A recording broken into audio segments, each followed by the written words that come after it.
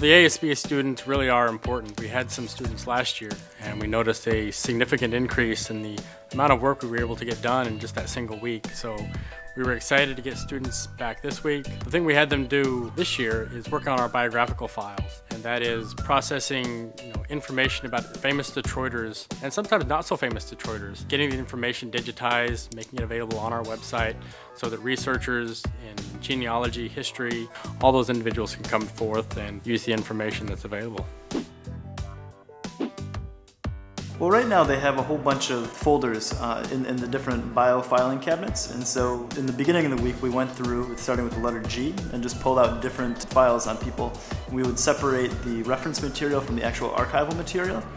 We started by putting a reference file into the archives, scanning all the stuff that would be reference material, and then afterwards, like what I'm doing right now, scanning all the archival stuff and actually putting them in as separate archival items. And this is a kind of a long process because we have to kind of assess each record as we go through it, make sure that we have the right people, make sure we have their birth and death dates, and any sort of biographical information we can add so that this will be useful. It doesn't have to be kind of plowed through one more time. And so we're trying to make sure that we've gotten all our bases covered. And I think that this stuff will be incredibly useful for our researchers from now on. And what's great is that now it's all publicly accessible through the website they set up last year.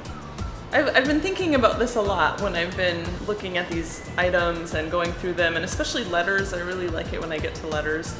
I do think that it's contributing to preservation in that there is now a record of all of these items. People can use this stuff, so whether you're a researcher or you're just looking for interesting images, evocative images, or you're an artist, there's just so many places that images can go, because right now I feel like people consume images. Digital culture is largely image-based, and I think that the archives have a much bigger role to play in that than they do right now.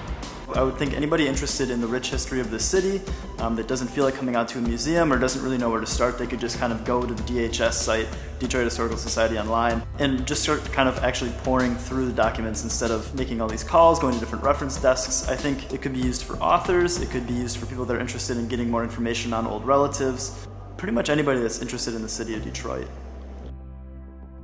The students that come from the School of Information really come with a diverse skill sets.